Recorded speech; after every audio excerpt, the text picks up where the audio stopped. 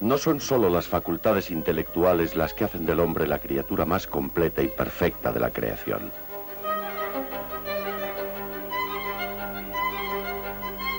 Su cuerpo es la máquina orgánica más adaptable y funcional de cuantas posee un ser vivo. Pero el equilibrio de todo este conjunto vive continuamente amenazado por múltiples circunstancias que atentan contra su estabilidad, contra su salud.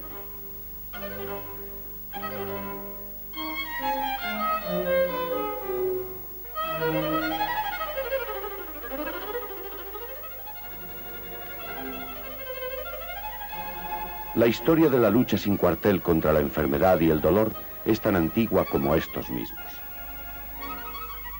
En ella se inscriben multitud de personajes y acontecimientos, algunos anecdóticos, otros enormemente profundos. En ocasiones el ingenio o la superstición, en otras la observación y la experimentación han llegado a constituir una de las más nobles disciplinas del saber humano: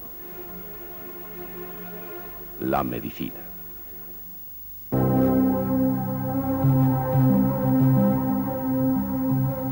Adivinamos que las primeras prácticas curativas no estarían muy lejos de ser ritos religiosos o mágicos, unidos en ocasiones al conocimiento de algunas plantas benéficas.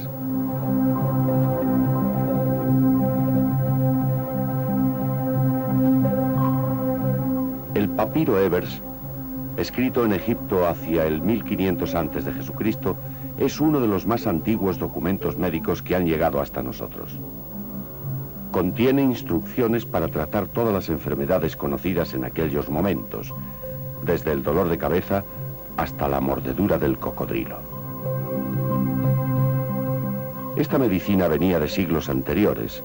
Imhotep, político y arquitecto que diseñó la pirámide escalonada de Saqqara, fue además un gran médico del año 3000 a.C. Sus conocimientos debieron ser tan importantes para sus conciudadanos que le valieron ser considerado el dios de la medicina en Egipto durante siglos. En la antigua Grecia, el dios de la medicina fue Esculapio, muy probablemente también un antiguo médico de carne y hueso, cuyos discípulos practicaron la medicina sagrada en los templos.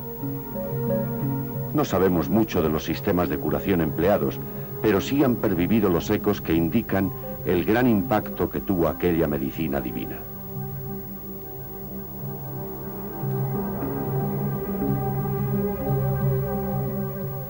A partir de la época clásica aparece la medicina en su forma más parecida a la que conocemos actualmente.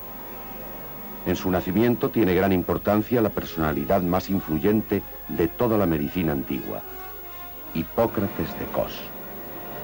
Hipócrates rompe con la medicina sacerdotal, insistiendo en que la enfermedad tiene causas naturales y que, por tanto, naturales deben ser también los tratamientos a emplear.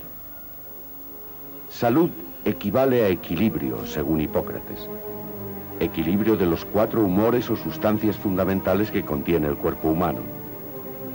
Paralelamente a los 4 elementos básicos que componen el universo material, aire, agua, tierra y fuego, los 4 humores son los constitutivos, en diversas proporciones, de todos los componentes del organismo humano. Son la sangre, la linfa, la bilis negra y la bilis amarilla. Del equilibrio de estos 4 humores, con sus opuestas cualidades de calor, frío, sequedad y humedad, dependen tanto la salud humana como los distintos temperamentos de las personas. La tarea del médico reside, por tanto, en prevenir estos desequilibrios de sustancias y, si se producen, tratará de restaurar la proporción adecuada de cada una de ellas. El sistema hipocrático ha dejado profunda huella en la historia de la medicina. Su fundador fue llamado durante siglos padre de la medicina y ha sido considerado siempre un modelo de entrega desinteresada a la profesión. Roma disponía de avanzados procedimientos para proteger la salud pública, como suministro de agua, alcantarillado, etc., pero no disponía de una medicina tan avanzada como la griega.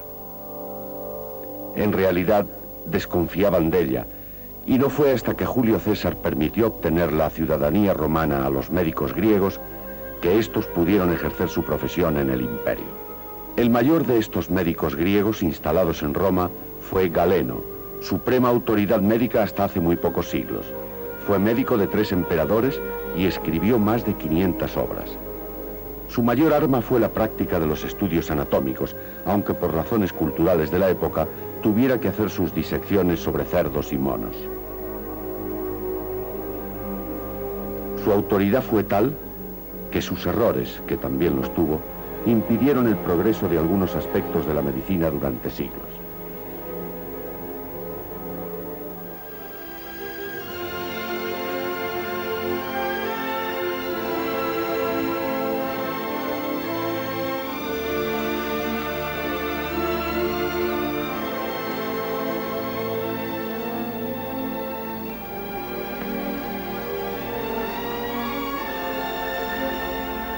¿Por qué, nos podríamos preguntar, tal esplendor en la sala de reposo de los baños? Es porque en la tradición musulmana el baño no es solamente una cuestión de higiene y de medicina preventiva. El baño es antes que nada la ablución ritual. El musulmán solo puede orar ante Dios en una pureza absoluta de cuerpo y de alma. Y es esta meditación a la que nos induce esta sala de reposo. Nada nos puede introducir mejor a la presencia de Dios que la belleza y el esplendor de este arte que expresa al Dios invisible, Dios trascendente. La doctrina básica del Islam es el Tauhid, que resalta la unidad fundamental entre todas las cosas existentes. La disparidad, la multiplicidad que se aprecia al mirar en torno nuestro no hace referencia más que al mundo de las apariencias, porque, intrínsecamente, todas las cosas que se ven no son más que las partes interdependientes de un gigantesco todo, el macrocosmos.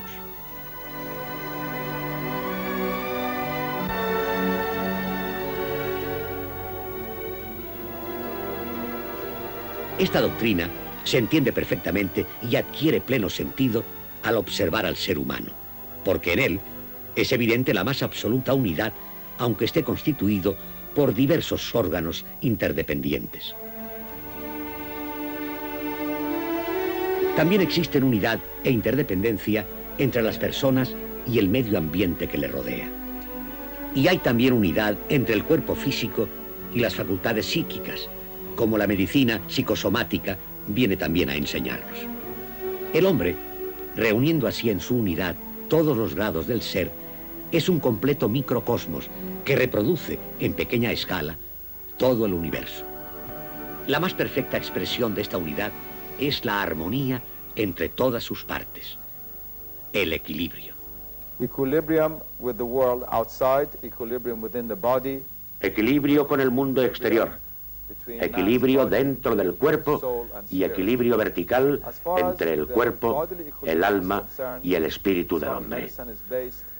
En lo que respecta al equilibrio corporal, la medicina islámica sigue la teoría galénica de los 4 humores, relacionados con los 4 elementos y las 4 naturalezas, y en la importancia de mantener el equilibrio sobre ellos. Pero la medicina islámica fue mucho más allá, desarrollando la relación entre el equilibrio interior y el mundo exterior, y la importancia de la dieta como modo de ayudar al hombre a conservar su equilibrio físico y el equilibrio con el mundo de la naturaleza, del que obtiene la energía que necesita al comer y beber sus diversas sustancias. Otro elemento muy importante para la cuestión del equilibrio en la medicina islámica era la idea de que el hombre no solo estaba compuesto de alma y cuerpo, sino de alma, cuerpo y espíritu. Y realmente la salud total es un perfecto equilibrio entre los 3. Es fundamental, pues, la prevención de la enfermedad. De ahí la cantidad de consejos que, provenientes en gran parte del profeta, comenzaron a proliferar desde los primeros momentos del Islam. Comed y bebed sin exceso. El estómago es el asiento de las enfermedades. La dieta es el principio de la curación y la intemperancia la fuente de todas las enfermedades. Se recomendaban hábitos dietéticos. Los productos más aconsejables eran los lácteos, frutas, miel y el aceite de oliva. Se añadían además consejos de higiene moral, evitar la cólera y las pasiones tristes, hacer ejercicio. En caso de enfermedad, lo más importante es estimular la capacidad de reacción del cuerpo humano, cuyo estado natural es la salud. Las medicinas ayudan a esta reacción, siendo preferibles las de origen vegetal. El uso de los fármacos en la medicina islámica se basa en una larga experiencia y observación.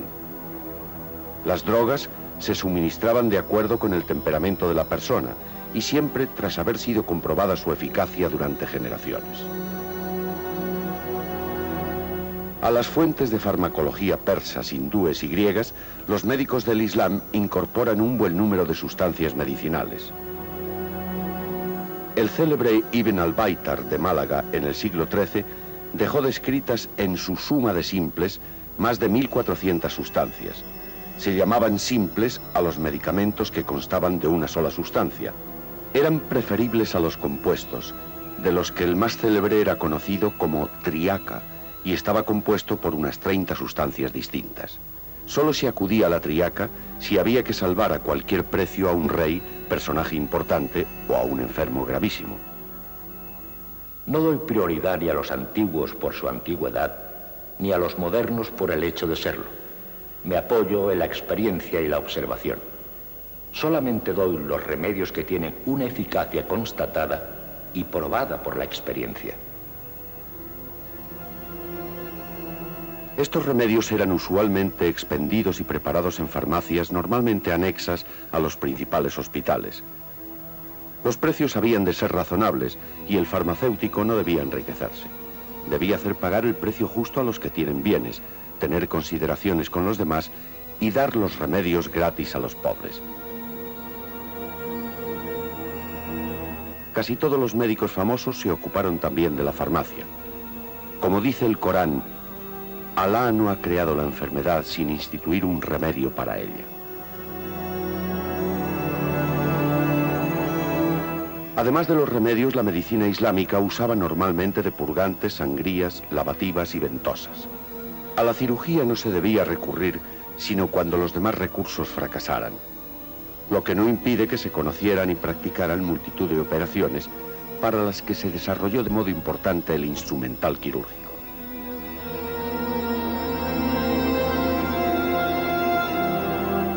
Profundizaron en los tratamientos de oftalmología y odontología. Fueron además expertos en el uso de la cauterización y en el arreglo de roturas y dislocaciones. Los cirujanos árabes practicaban la anestesia con jugo de hashish. En Europa, por medio de inhalaciones de gas, no se descubre la anestesia hasta 1844.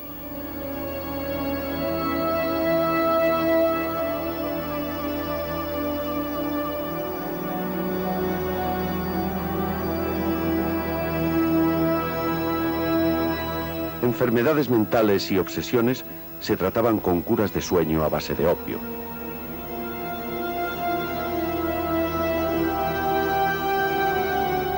El café era usado como estimulante cardíaco.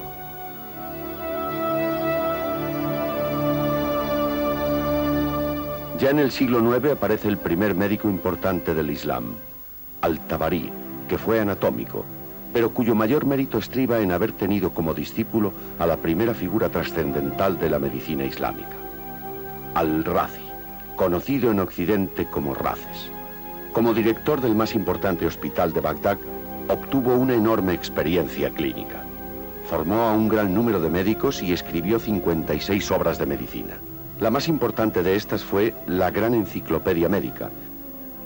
Su tratado sobre la viruela y la rubeola conoció más de 40 ediciones desde 1498 hasta 1866, y su libro de la peste, sobre las enfermedades infecciosas, se tradujo por última vez en Venecia a fines del siglo XV.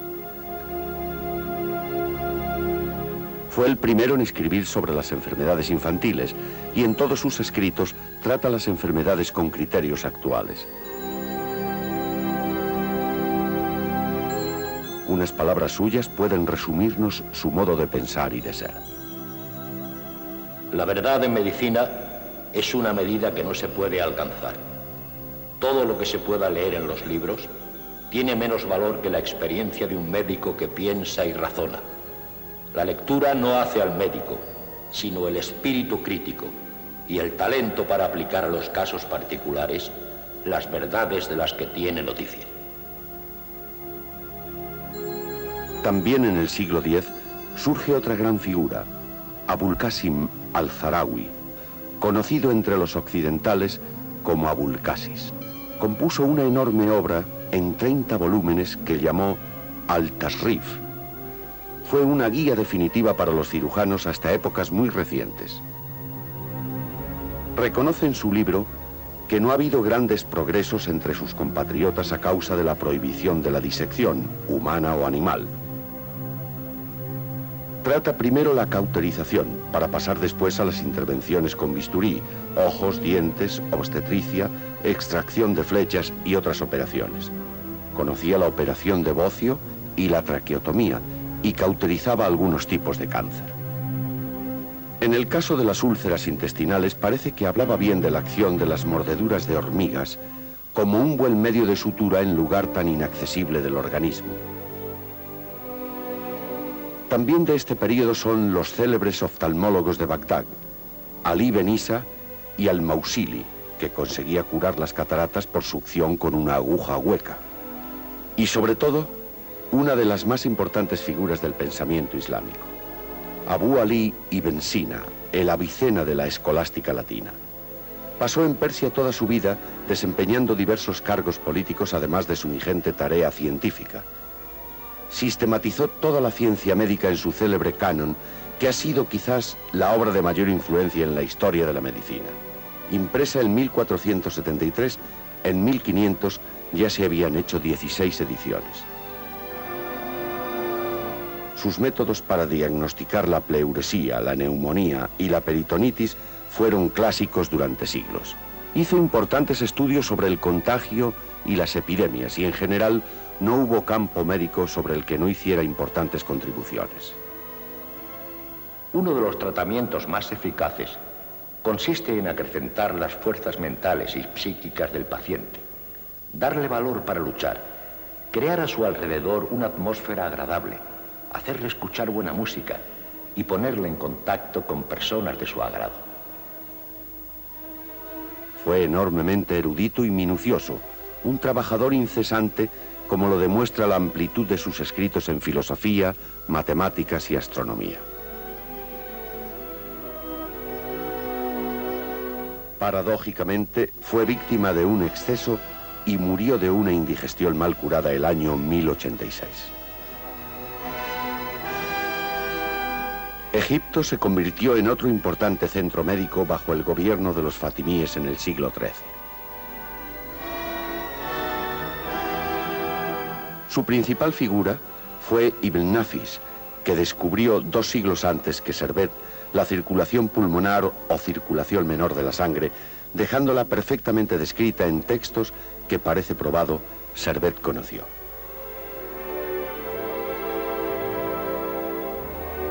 Su discípulo, Ibn al-Kufi, señaló la existencia de los capilares sanguíneos antes que pudieran ser observados al microscopio, invento muy posterior a su época.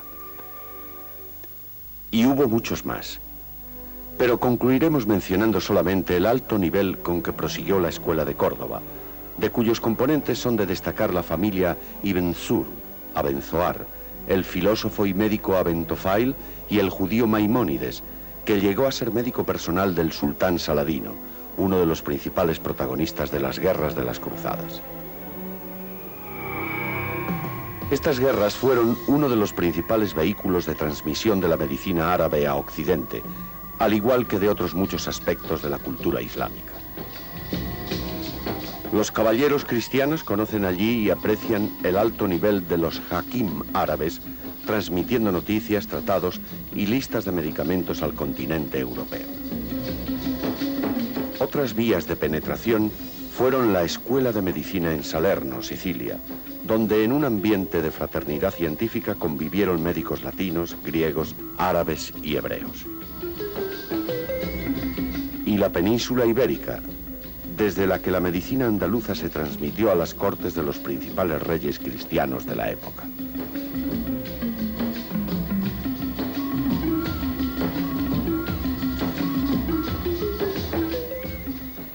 En un principio, tanto los unos como los otros creyeron que iban a ser vencedores en este enfrentamiento. Las primeras batallas, las primeras guerras las ganaron los musulmanes.